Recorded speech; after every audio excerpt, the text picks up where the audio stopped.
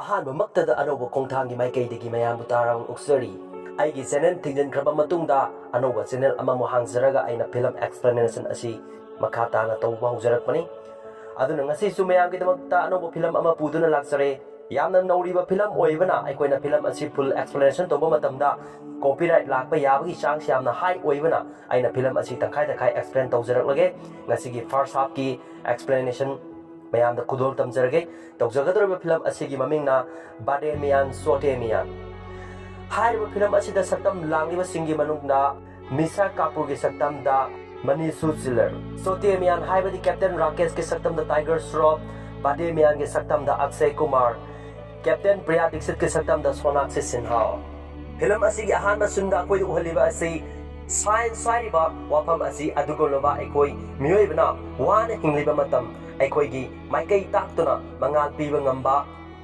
ꯑꯗꯨꯒ ꯀꯔꯤꯒꯨꯝꯕ ꯃꯁꯤ ꯐꯠꯇꯕ ꯃꯤꯑꯣꯏꯁꯤꯡꯒꯤ ꯃꯈꯨꯠꯇ ꯇꯥꯔꯛꯂꯕꯗꯤ ꯃꯥꯂꯦꯝ ꯑꯁꯤꯕꯨ ꯄꯨꯂꯞ ꯃꯥꯡꯍꯟꯕ ꯉꯝꯃꯤ ꯍꯥꯏꯔꯤꯕ ꯃꯁꯤꯒꯤ ꯁꯥꯏꯟꯁ ꯑꯁꯤꯒꯤ ꯃꯇꯦꯡꯁꯦ ꯑꯩꯈꯣꯏ ꯏꯟꯗꯤꯌꯥꯒꯤ ꯐꯣꯔꯁꯦꯁ ꯑꯗꯨꯒꯨꯝꯂꯕ ꯌꯥꯝꯅ ꯀꯟꯕ ꯃꯦꯆꯤꯟ ꯑꯃꯈꯛ ꯁꯥꯔꯝꯃꯤ ꯃꯗꯨꯒꯤ ꯃꯦꯆꯤꯟ ꯑꯗꯨꯕꯨ ꯃꯈꯣꯏꯅ ꯃꯈꯣꯏꯒꯤ ꯈ꯭ꯋꯥꯏꯗꯒꯤ ꯁꯦꯐ ꯑꯣꯏꯕ ꯃꯐꯝ ꯑꯃꯗ ꯁꯤꯞ ꯇꯧꯔꯝꯃꯤ ꯃꯔꯝꯗꯤ ꯃꯁꯤꯒꯤ ꯈꯨꯠꯂꯥꯏ ꯑꯁꯤ ꯃꯤ ꯑꯇꯣꯞꯄꯒꯤ ꯃꯈꯨꯠꯇ ꯇꯥꯔꯕꯗꯤ ꯏꯟꯗꯤꯌꯥ ꯑꯁꯤ ꯃꯥꯂꯦꯝ ꯑꯁꯤꯗꯒꯤ ꯃꯨꯠꯊꯠꯄ ꯉꯝꯃꯤ ꯑꯁꯨꯝꯅ ꯃꯈꯣꯏꯅ ꯂꯝꯕꯤꯗ ꯂꯥꯛꯂꯤꯉꯩ ꯃꯇꯝ ꯑꯁꯤꯗ ꯁꯛꯈꯪꯗꯕ ꯃꯤꯑꯣꯏ ꯈꯔꯅ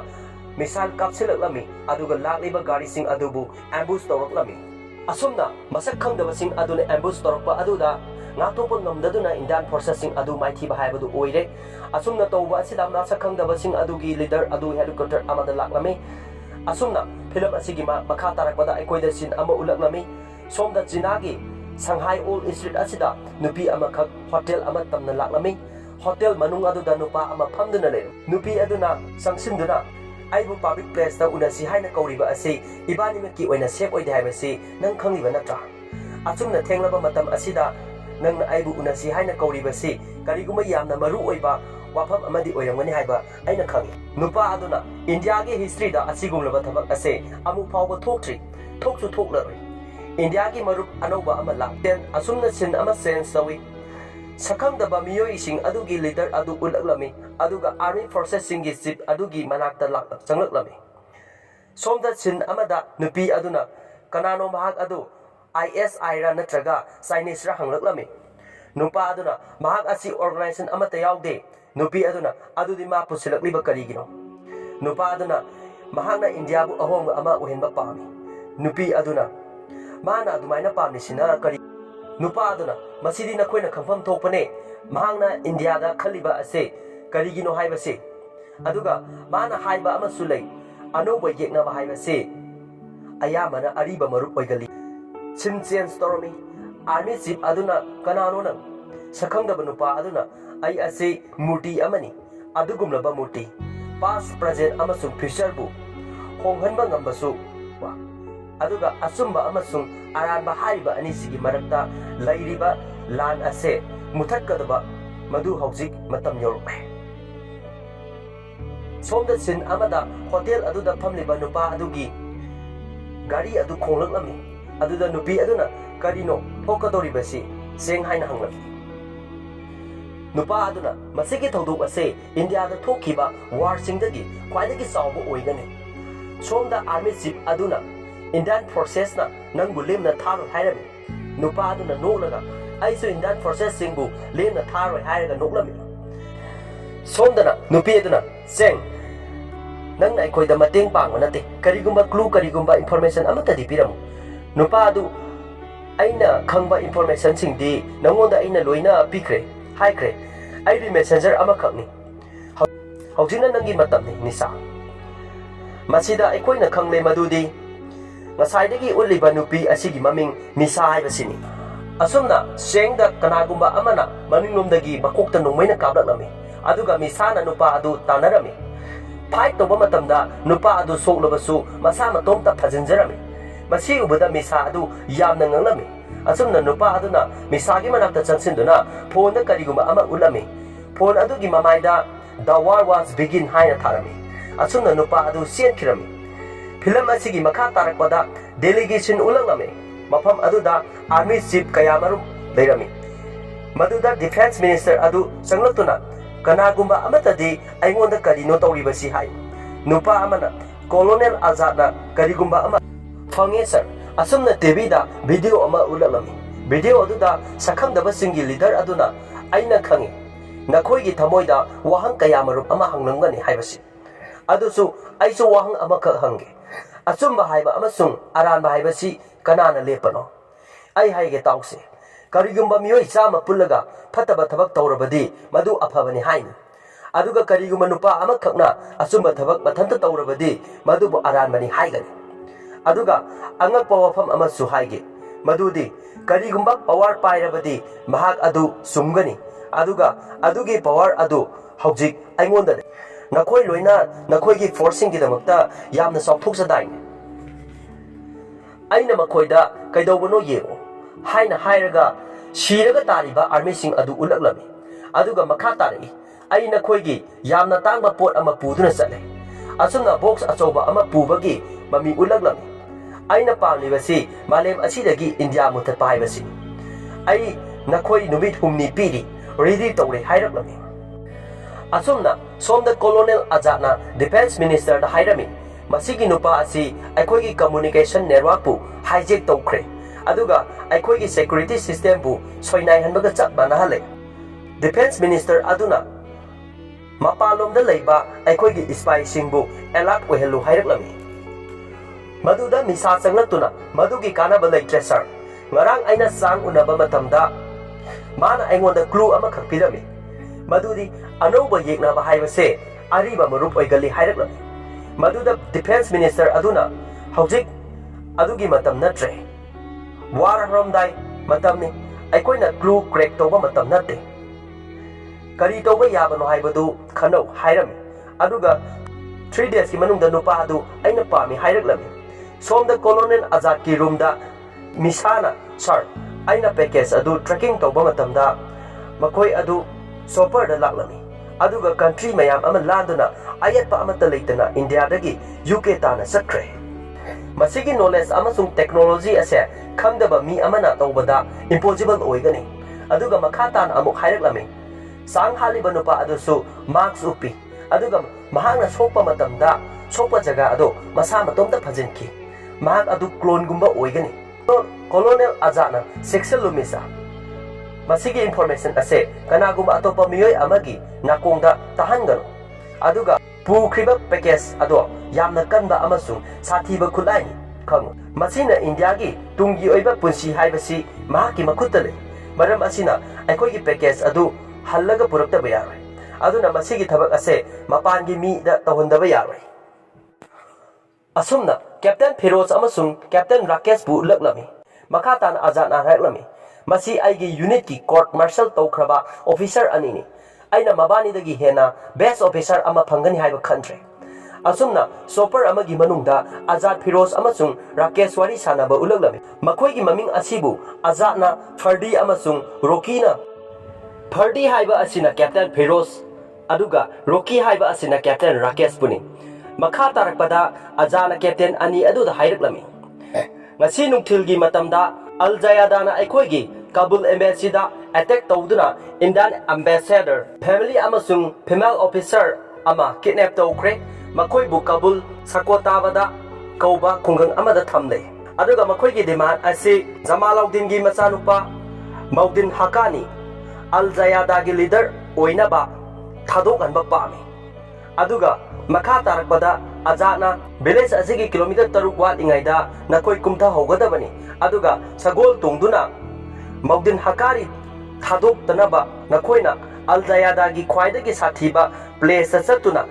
hostes adubu kangadabani adusu hingna aduna aina khanbada masi impossible oigani khat maduda fardina sir madu haidabana phabra hairagami rokina sarna khangliba natra sir aikoigi ego asina aikoigi talent dagi heli haibase yare se to aikoigi mission asi kari maming kausino hain hanglami asumna computer da lakpa film ama yengduna madubu mission maming thonsi khanarami maduda bade miyan chote miyan gi cartoon ama laklami madubu mission maming thole asumna ajana minute nipu manga gi manungda mission loiba pami haireklami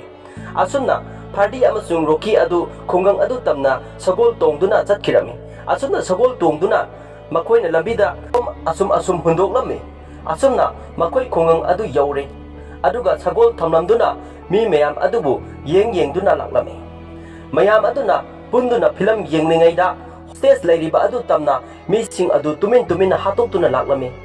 asumna makoi bai bom khara fit toksilami aduga hostess loktoke tawringaida nupa ani changsilatuna fight toba matamda thongnawdagi mi ama takhiduna mayam adu loina khangnaraklami asuna mayam aduna makoida leiriba tan mafam aduda bom ama sumnongmaina chingba kapsilaklami asuna makoina fit toba bom sing adu pokhai handuna tanja yenglaga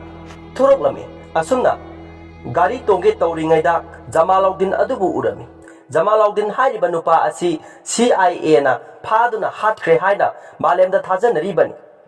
maduda Fardina Ajata Bluetooth haireklami Jamaluddin hakari sidri mahak hauji phau hingli haireklami ai isamang ure haireklami ajana madu kauthokro Jamaluddin aikoi gi target natte aikoi gi hostess kanba lakpane hostess adu puraga lau haireklami Rokina Malengi agency na thiriba nupa asi aikhoigi mitmangda leire aduga sarna thadokro haise India da mana kaidokhibage haibasi kaurabra Bade na haireklami ina ai kamaina mabu kauduno maduda female officer amasung atai hostessing aduna mahakpu pharuso asigumba aji matungda phangnaroi haireklami asumna ani adu Jamaluddin na leiriba mafam aduda laklami Jamaluddin malem asigi agent amatana sangma ngamdraba mafam asida India gi forces ani yorokle haireklami Fardina suti loirabanina India da salasi haina haireklami Jamaluddin kadaudoino hana tawba adumna adum tawni ngasi pharani aduga hayeng biryani bijarani jail da aduga hangsina aibu nakoigi mi kanangai amuk thadoklani masi haibada Fardi amasung Rocky adu yengnaraga Fardina Jamaluddin adu nomaina kaphoklami aduga haireklami ngasidagi Indiana nakoi gumbada biryani west tawraroi haireklami asumna azat na tholao haireklami aljayadagi mi lakle haireklami asumna makoi adu chopper tamna laklami asumna aljayada koisingna tanargliba adu bompokai handuna loina hatlami asumna hostess sing adubu kanduna puraga laklami asumna masigi mission asigi matungda mabani maming asibu Bade Miyan Chote Miyan haina khangnaraklami na film asi present time da laklami misana sir adudi ngasi phawba CIA ro singna hakani kanana hatpano haibasi khangdri aduga sigulba best officer sing asibu court martial tawriba asi karigino haina hanglaklami tubu ajana noma hairage haiduna lotlami asumna misa adu Chote Miyan haibadi Rocky thiba laklami Chote Miyan adu fireman ama oiduna leirami maduda misana sakhangdaba nupa adugi video adu ulami aduga mateng nirami Rocky adu ahabada yaramde adubu misana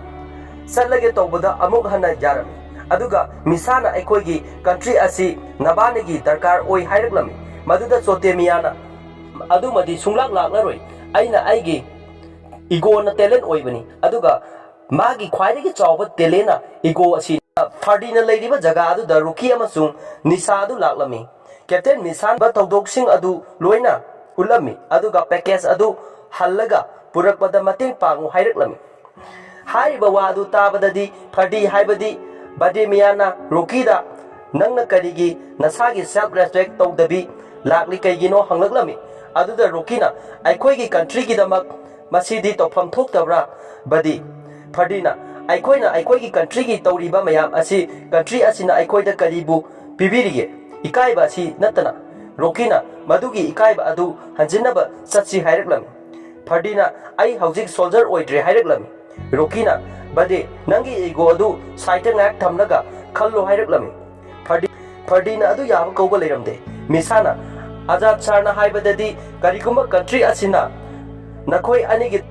darkar tarabadi nakoi ani kaunadrabasu adum lakani hai adubu Azad sardi lale Rocky na ai lakne medam haiduna hairami aduga Fardigi manak changsinduna ibanigi partner oiba asi sida loire haireklami asumna misa amasung Rocky adu mafam adu thadoktuna satkirami aduga UK da laklami airport ta leiringaida mirsada Azad ki call ama laklami colonel Azad na hai kona aikoigi mission karamba pangthoklibano haiba khangde aduna karigumbada lak leitadana roki phakhrabadi aikhoi roki khangde haigadabani aduna yamna cheksina taw haireklami aduga call thamkhirami asumna colonel azad adu room amada changlaklami ka aduda sakhangdaba maksu panupa ama leirami colonel azana aina haikibawa aina ngai nang haujik lepa yare haireklami nupa aduna noktuna khut tingthoktuna khut soi aduga kanghaudana nomai lokthokuna azad ki mathabakta kapkhirami aduga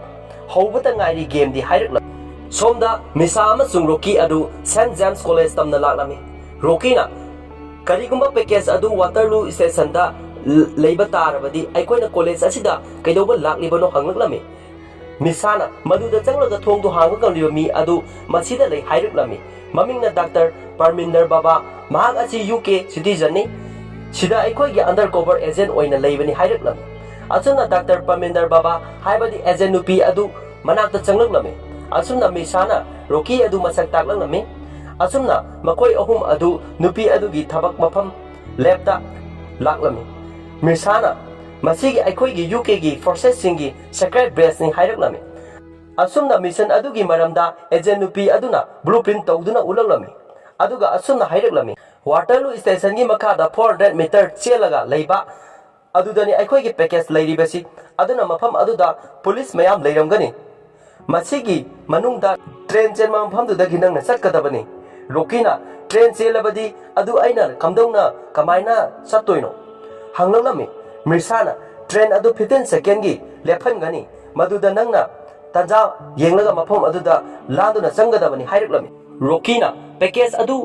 kamaina lawraga tholakadawribano hanglami mirsana gari puduna chatkadabani haireklami rokina gari changba yaradi aina yamna wana changdoisi karigino hanglami mirsana maramdi nangna makoibu distract tawgadabani aduga nangna package leiriba mafam adu hek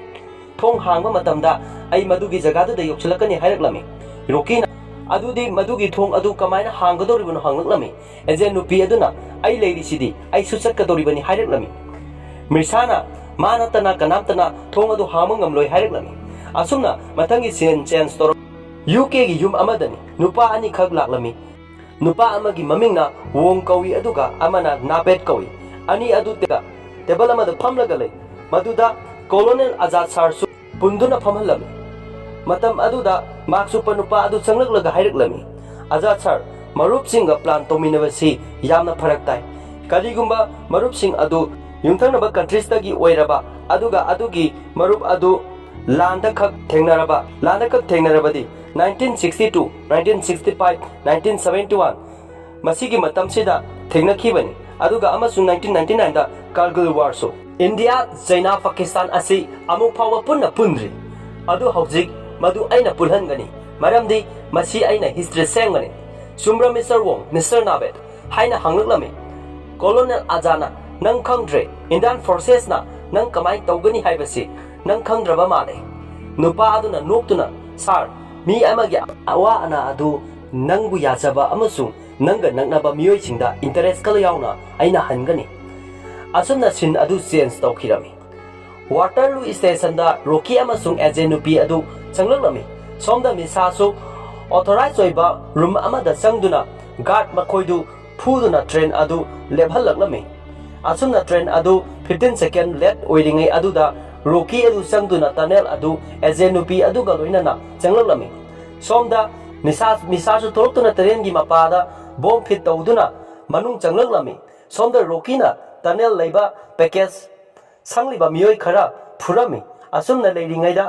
maksupa masakhangdaba nupa amasu laklami nupa aduna roki adu phuduna pharami agent nupi aduna misa hallo mission fail oire haireklami matam aduda nupa amana mission fail oire haireklami matam aduda party adu bomb kaplaga tunnel thugaiduna sanglami asumna leiramliba black army singdu loina hatkirami aduga package samliba tamna laklami somda misasu gari adu thogjinduna changlami asumna agent nupi aduna thong hangi tawringaida maksu panupa adu laklami roki amasung phardina nupa adu phuna na bahonarami aduda misa changlakutuna garina thomdalami adubu amuksu haugalutuna aduda phardina bombokai aduna tunnel adubu phulan khirami asumna thong hanglaga sangba matamda nupi amakhak leirami misana package si kadaidano hanglami fardina package su mahangni haireklami mayamdu loina punga ngangnarami priyana package adu aini haireklami yengnaba singna aibu phajinduna karan karbasi makoina control taunaraba aibu phajinduna thammani rokina karan karba saisi kaino hanglami priyana wari liba haureklami ISDO gi jaga amada priyana India gi border asi side animaktai adum khudung thiba face torga lei side amana China amana Pakistan haujik natrabasu matam khara leiraga aikoida border gi side ani sina attack torokpa yai torokodrabe attack aduna World War 3 thogan basu yai maram asina war asidagi aikoibu kangadoriba asi karan karbas asini gi ISDO gi scientist singna masi iron dome ama oina semjabani masigi invisible oiba silni masina border gi side ani makta ngak sengani aduga sanglakpa bom visible singbu aikoi gi dome asida panbaga pokai kini masigi technology most advanced technology gi wall asida masi aikoi na micro hardware amada store torga thambani asuna present laklami asuna micro hardware da thamba asi high command da chingnaba ama poglaklami maram hek tokiba yai haibasini maram masina karan kabasti code asi aigi brain da store tokiram fardina intelligence singna masi secure oinaba aikoina priyabu northern valley amada puduna chatpani aduna sakhangdaba singna lambi da attack tawduna priyabu puduna chatkibani rokina nangna machigi maramdana kamaina khanglino hanglami fardina aina thabak atopa tawringaida major azana kauroklami baduda ai mabu thingba ngamdre rokina adudi nang hojik phawba undercover oina thabak tawri natra hairaga asumna yamna nungairamde maduda fardina ai sida laknaba kawbani asumna camera gi mamangda sangduna nangna aikoi sida lakhalibasi nangna pamnisi package nate bari amasung chote pamaini natra